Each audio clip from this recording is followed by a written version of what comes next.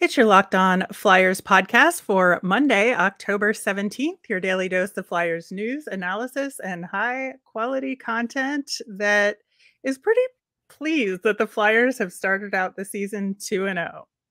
Yeah, I mean, we all knew it. We all knew they'd be in first place. Absolutely. Your Locked On Flyers, your daily podcast on the Philadelphia Flyers. Part of the Locked On Podcast Network. Your team every day.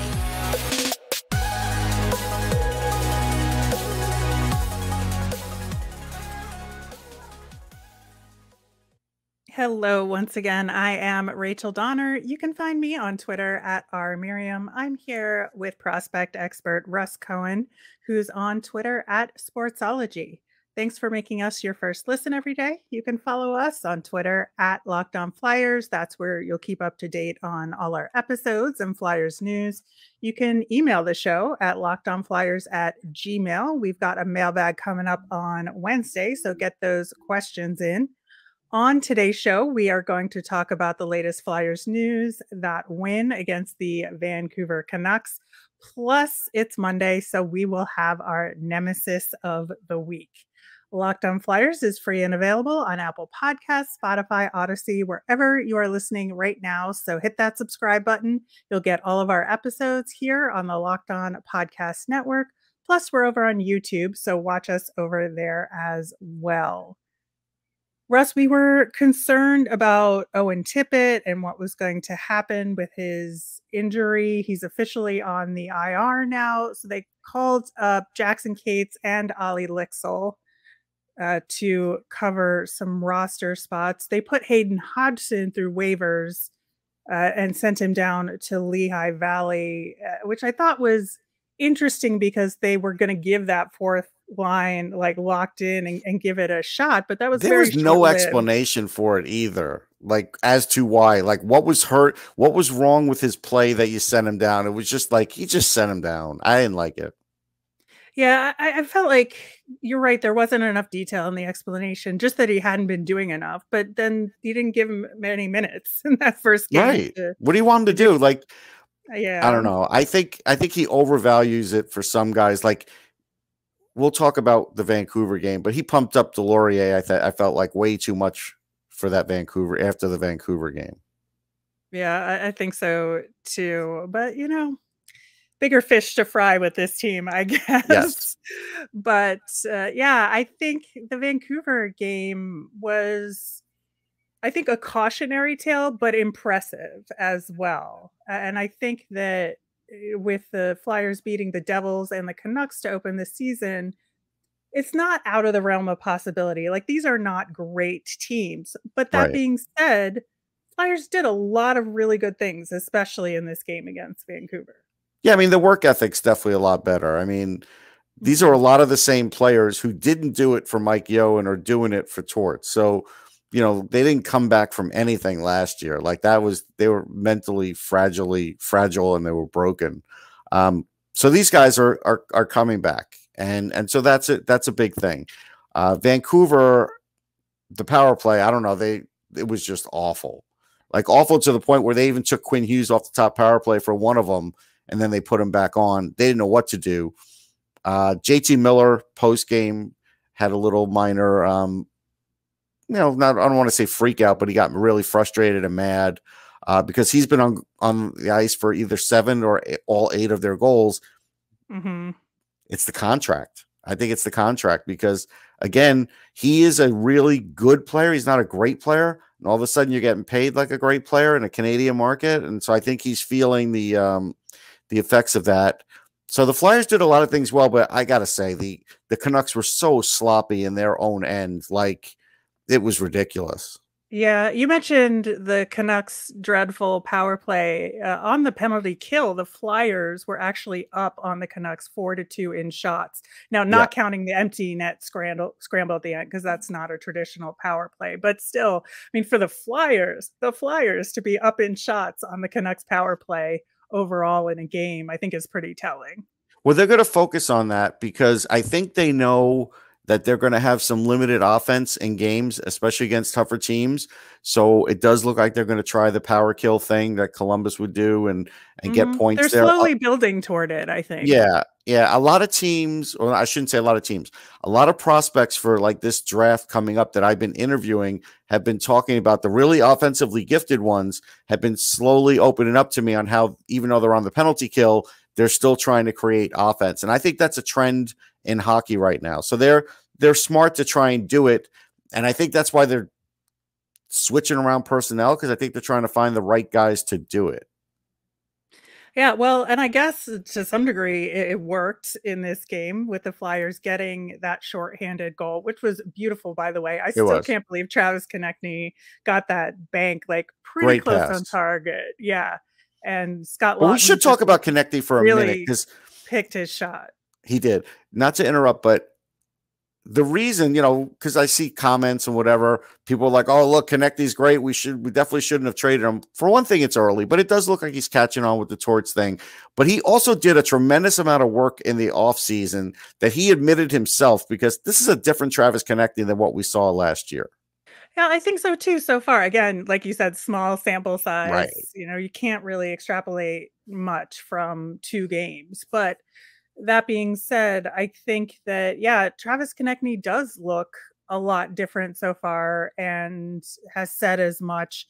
And I think that there was perfectly good evidence to suggest that maybe he would not thrive under Torts.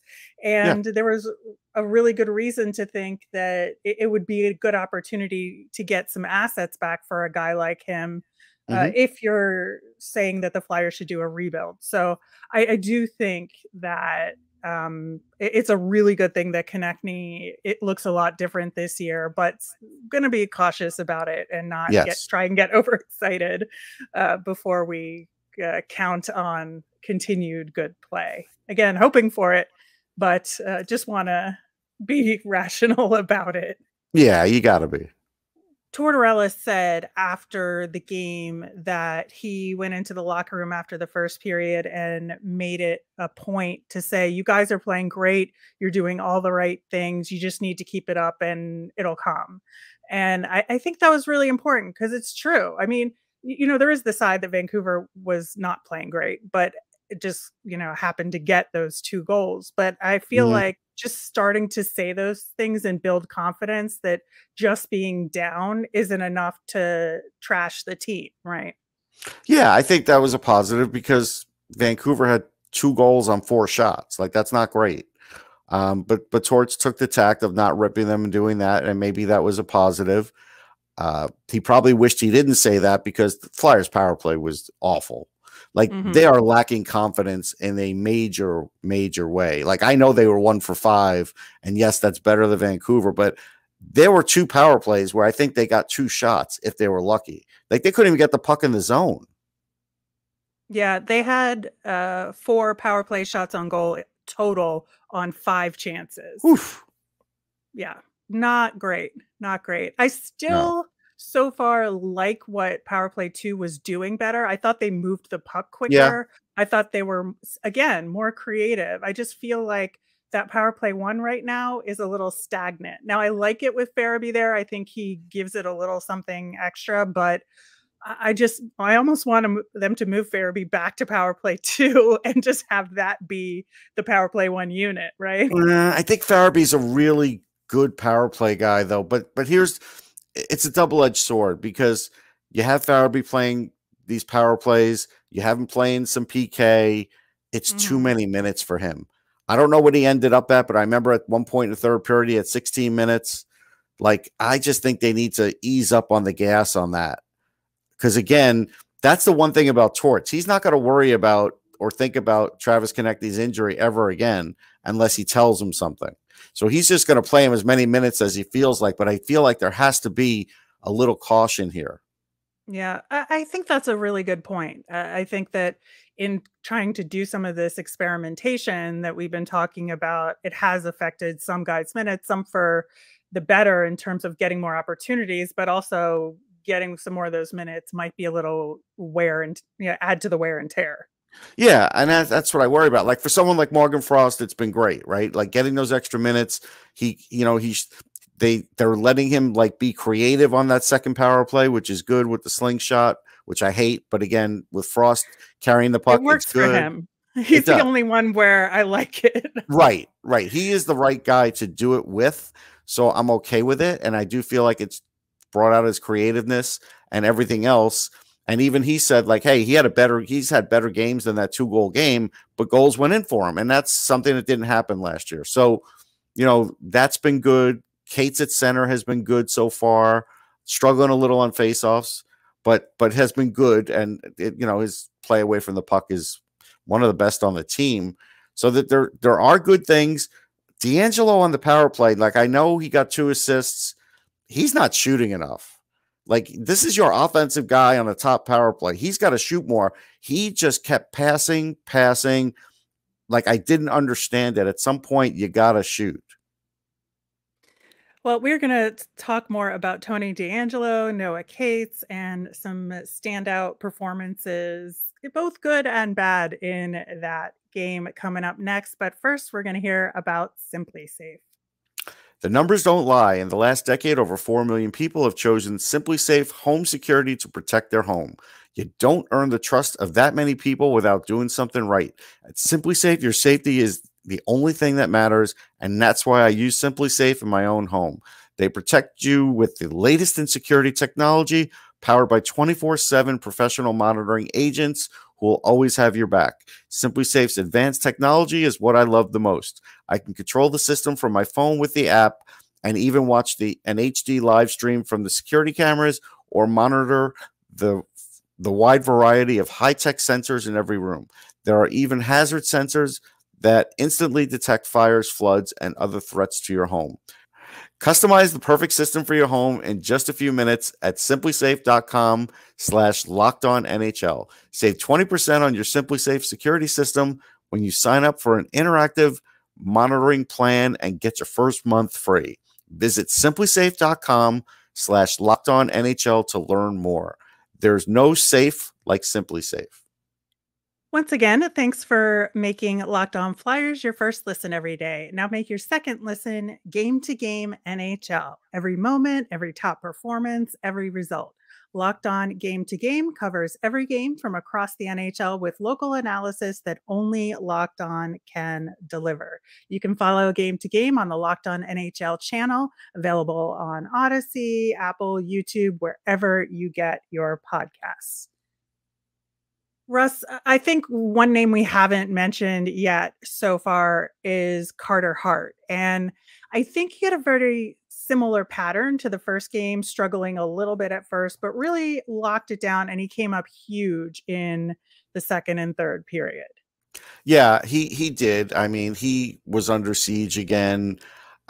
Again, this is a trend, at least for 2 games, where maybe gives up one early, locks it down, but then the defense sort of goes south on him too. And that's something where you kind of wish they could protect the goal a little better for him. I know Torts talked about it, but we haven't really seen that yet. Yeah, I think that he knows what's going on, at least from the way he's talked about it. And I feel like his confidence is at least where it needs to be. And that, we talked about, again, in the Devils game and in the preseason, the fact that he didn't play. Maybe it's just going to take him a few games to get back into his more routine and just being completely locked down to start the game. But I am very pleased with his play, especially with the empty net towards the end. I think he made a couple of key saves there.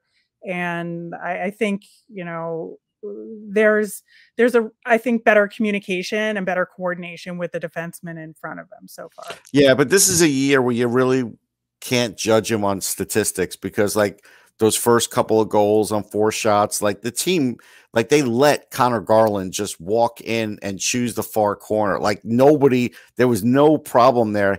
I think even he was shocked how far in he could get before he had to release the puck. Those kinds of things are not his fault, and it's going to show up on the stat sheet. So he's never going to have Vezina numbers with this team or this defense. It's just not going to happen. Yeah, I think you're spot on there. We did talk about Travis Konecny, so definitely a highlight of the game, Yep. and Scott Laughton with that shot. I thought he had Tremendous. overall a good game as well. I thought his play across the board was pretty good. Was there anybody else for you that stood out in a good way? Anybody? I still think Ivan Provorov's playing well. I mean, he's their best conditioned athlete. He's playing a lot of minutes. I don't see him at making mistakes, and sometimes you don't even notice him at all, which is good compared to last year where you would. So I think Provorov is one of those guys. We talked about Noah Cates' play away from the puck. That's been really good. After that, I think there's been some good and spotty play. We talked about Morgan Frost. That was good. But there's been a lot of spotty play too. Yeah, I would say one more for me would be Wade Allison. I Sure. thought he's really learning that line between aggressiveness and danger for him. I think that he's really focusing on that, and his shot selection is pretty good so far as well. All three of his shots on goal in the game were high danger, Mm-hmm. so that is a good sign for him as well. The only thing is he had that penalty right at the end of the second period, which could kill momentum sometimes. Yeah. So you got to watch that a little. There was that. All right. On like the not so great, so not atrocious, but not so great side of things. Yeah, I just think Kevin Hayes still isn't there yet. No. There were definitely some bad turnovers. Like, I get it. He's playing up and he's not a number one. We all know that. But he also was going up against JT Miller, who's not really a number one. We all know that too. So, and he knows JT Miller. So you think he could have done better against him. He just, I know he got a point. Just didn't love it. Didn't love his first game. I just don't feel like he is really locked in. He's saying all the right things. There are some murmurs in the press box. Like, we are wondering, are the injuries that he's taken a toll on him, and maybe he's not going to be close to the Kevin Hayes that first came in like a house on fire. So that's where we're going to have to see what happens with him this season.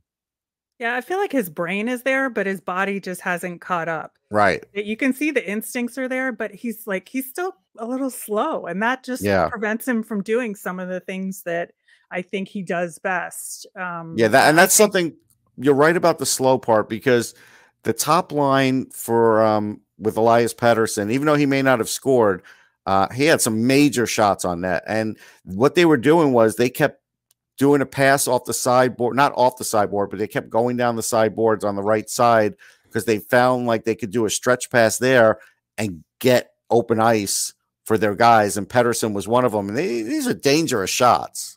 The other person for me is Travis Sanheim. That, again, fine. Didn't cause any problems per se, but I just felt like it could have been usage. It could have been situational, but I just feel like he didn't do the things he does best as much. Yeah, I think that's fair. I haven't thought good or bad of him, which I think is bad, actually.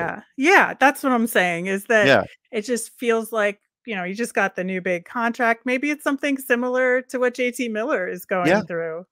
There are, it is a thing. I know we all say, oh, I'd love to make that kind of money. Yeah, but you also have a lot more pressure when you make that kind of money. Yeah, I think so too.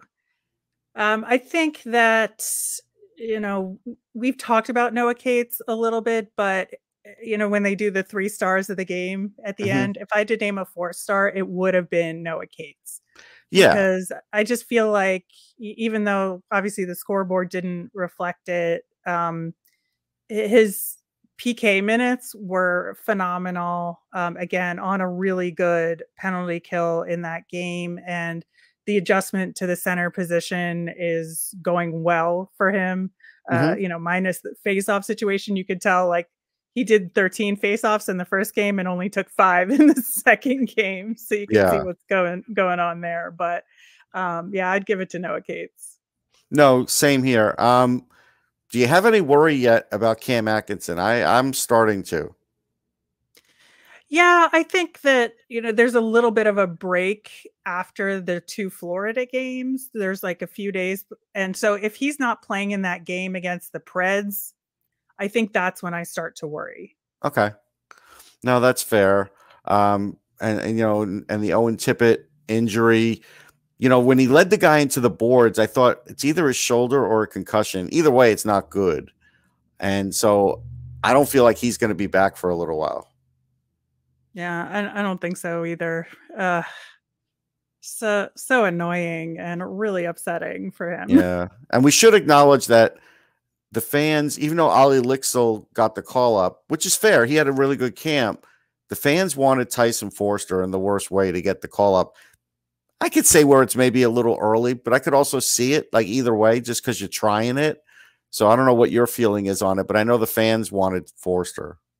Yeah, I think honestly, the Lycksell call-up made sense to me because with the Phantoms starting their season up this past weekend, getting Tyson Forster those minutes was probably more important than getting Olle Lycksell minutes. I mean, looking at Olle Lycksell's ice time, it was pretty light overall. Yeah, I mean, there were all those he had 9 minutes. Yeah, there were a lot of penalty kills, so maybe that's a part of it. But this is also torts, and if you're not producing early, you're probably not getting those minutes anyhow. Look, 2 days ago, I think it was after the Devils game. I mean, torts basically said, "Look, I'm trying these guys out because I have to. I have to get production. We have to look to the future." If he didn't have to do that, would he do it? That's where you have to ask yourself the question. He's doing it because he has to.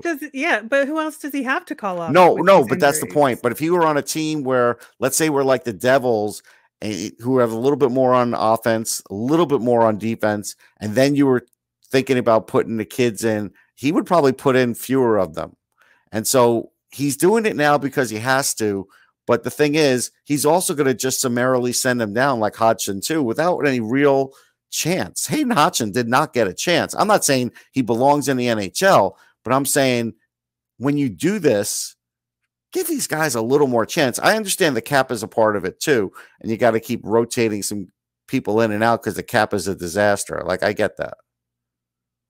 All right. Well, that's something to keep an eye on as the games progress and who gets rotated in and out and why and all of that stuff to see if, some of these younger guys get at least, 2 or 3 games consecutively in. So you have some data to work with. But coming up next, it's Monday. I'm excited. We have another nemesis of the week. Russ, we were just talking about this very thing and managing to the cap and, dealing with injuries and who you're going to call up. That was our nemesis last week. So it was very appropriate, I think. Or I don't know if appropriate's the right word. It's playing into it already. Yeah. Yeah. So it was a good nemesis to have last week because it absolutely came up with trying to deal with the bottom part of the roster and playing the kids. I think for me, the nemesis this upcoming week is facing the tougher competition on the road. We got 2 wins to start the season. That's really great. I'm very happy. I know some tanking people may not be, but I think building confidence and building resiliency like this team has is very important when you go do things like play a back-to-back in the state of Florida and then having another game on the road against the Preds, who are not elite, but are still a good team. And going into Nashville is a really tough building to play in. Oh yeah. And they're physical. They could out physical you. So I get it. My nemesis on that trip is going to be where they choose to use Sam Ersson, because to me, I got to use him against the Panthers. I can't put him up against Tampa. I just think that's a horrible way to break in a kid for his first NHL game. Do it against Florida, because if you do it against Nashville, like you said, it's a raucous building, and they are a semi-dirty team too, with a lot of guys that will, rush the net. And Tampa, it just has all those veterans. They got a guy like Stamkos who could destroy you. I would take my chances against Florida.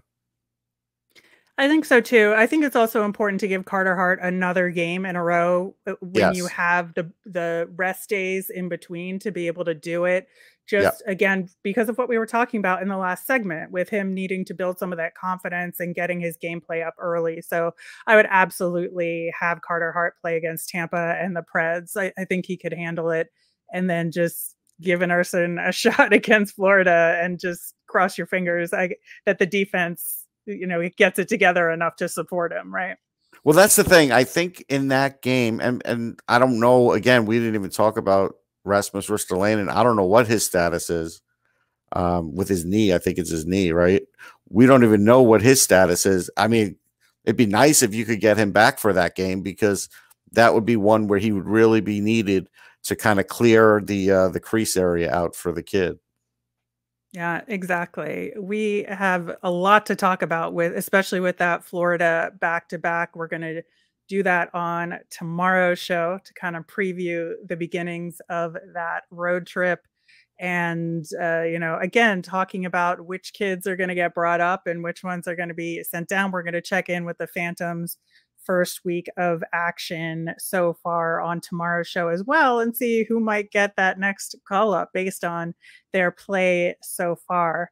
I do want to wrap up with a fun thing. Man, I love first NHL games for so many reasons. I love first NHL goals. I don't care what team you're on or what player. Just seeing those pictures with the holding the puck and the big smile is great. But I also love the solo lap, and everybody knows it's coming, and you do it anyway because it's tradition. It's a fun thing that hockey does. Olle Lycksell's solo lap is our Flyers' fun thing today. I do want to add one fun thing that I think the Flyers missed on in their video presentation. They're showing a lot of like buildings and skyscrapers. They should have shown like Torts up on the scaffolding having like lunch with the construction crew on the skyscraper. That would have been great. Like, you just video, he doesn't have to be there. You just make it look like he's there, and it would be funny. Yeah. Oh, I guess like a bonus kudos to the game crew at the Flyers game yesterday who put the Phillies game up on the big board. Yeah, but they got booze. I do have to tell you this. So everybody was like asking me. I don't know why they're asking me. I mean, because I just been there You're a the while. baseball guy, right? Right. And they were like, are they going to leave this up there? I'm like, no, the minute play starts, they're not leaving it up there. They're like, but they're close to clinching. I'm like, I'm telling you, they're turning it off. So what did they do? Face-off started because they were on a TV timeout. They turned it off. Booze started raining. All of a sudden, they went to a split screen. Well, at least everybody got to see the series clinching moment for the Phillies. So that was a good thing. And, it was.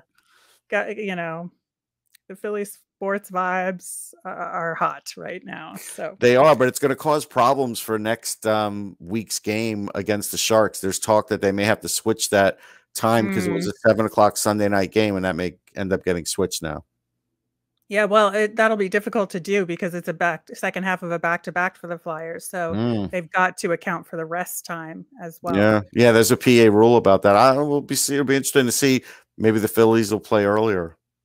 Yeah, we'll see what happens with that. I'm sure they'll let us know. I think at the last minute, probably that's the NHL for you. But so if you have any questions out there related to the road trip this week or any individual Flyers or Phantoms players, send them in to us. You can tweet us at LockedOnFlyers. You can email us at lockedonflyers@gmail.com or comment over on YouTube. I am Rachel. I'm on Twitter at rmiriam. That's RMIRIAM. I'm Russ. I'm at Sportsology, SPORTSOLOGY. You made us your first listen today. Make your next listen Locked On Fantasy Hockey. Steele Roden and Flip Livingstone bring you the fantasy edge and keep you ahead of the competition with daily updates of news, analysis, and advice every Monday through Friday. It's available wherever you get your podcasts. Have a great day, everyone.